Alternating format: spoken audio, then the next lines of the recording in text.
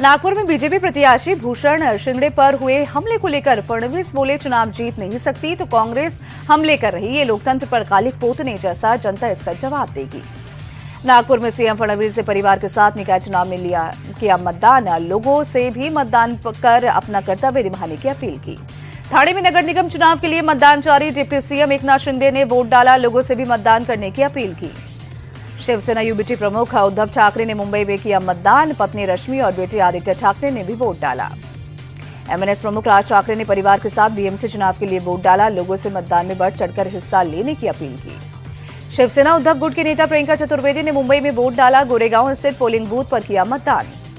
शिवसेना उद्धव गुट के नेता संजय राउत ने भी मतदान किया, भाई सुनील राउत ने भी वोट डाला, लोगों से भी वोट देने की अपील की।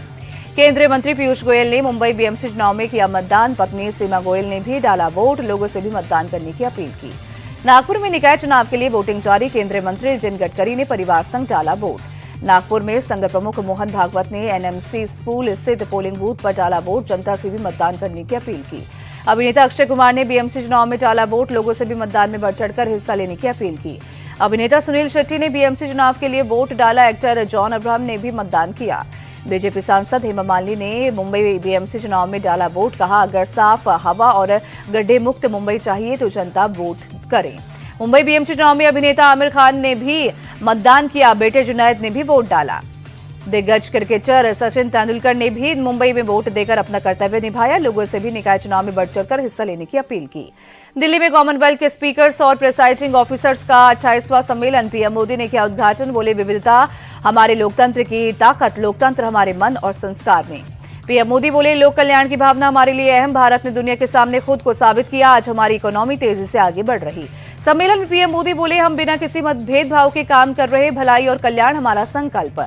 दिल्ली में प्रदूषण को लेकर इंडिया टीवी के मंच पर पर्यावरण मंत्री भूपेंद्र यादव बोले लॉन्ग टर्म और शॉर्ट टर्म दोनों प्लान पर काम, दिल्ली में 1 साल में 15% तक पोल्यूशन कम होगा।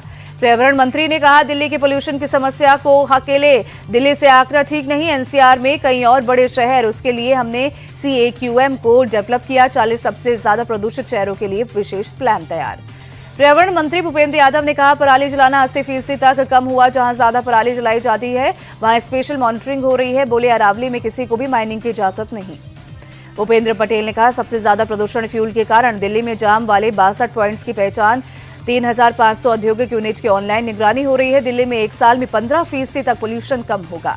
इंडिया टीवी कॉन्क्लेव पोल्यूशन का सोल्यूशन में बोले दिल्ली के मंत्री मनजिंदर सिंह सिरसा, जस्ट मैनेजमेंट पर सरकार का फोकस, प्रदूषण फैलाने वाले उद्योगों पर बरत रहे हैं सख्ती। मनजिंदर सिरसा ने कहा दिल्ली की रेखा गुप्ता सरकार में सार्वजनिक परिवहन के उपयोग पर दिया जा रहा है जोर, इलेक्ट्रिक वाहनों को बढ़ावा दिया जा रहा है।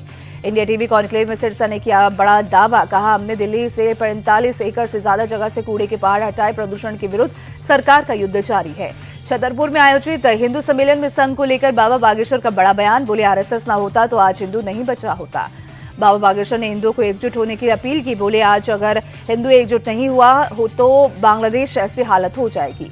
मकर संक्रांति पर प्रधानमंत्री मोदी ने गौ सेवा की, पीएम आवास में गायों को चारा खिलाया, गौ माता को दुलारते भी नजर आए प्रधानमंत्री। उज्जैन दौरे पर एमपी सीएम मोहन यादव मकर संक्रांति के मौके पर बृहस्पति गुरुदेव मंदिर पहुंचे, पूजा अर्चना कर आशीर्वाद लिया। प्रयागराज में उमड़ा जनसैलाब, मकर संक्रांति पर लाखों श्रद्धालुओं ने संगम में लगाई आस्था की पवित्र डुबकी। कोलकाता में कई जगहों पर सीबीआई का छापा, बैंक फ्रॉड केस में एजेंसी की छापेमारी। कोलकाता में ईडी रेड मामले में सुप्रीम कोर्ट में एक और अर्जी, ईडी ने बंगाल पुलिस के आला अधिकारियों के खिलाफ याचिका दी, सबूत चुराने में सीएम का साथ देने का आरोप। जन्मदिन पर पूर्व सीएम मायावती का बड़ा ऐलान, 2027 का विधानसभा चुनाव अकेले लड़ने की घोषणा की, लोकसभा चुनाव में भी अकेले लड़ने की बात कही।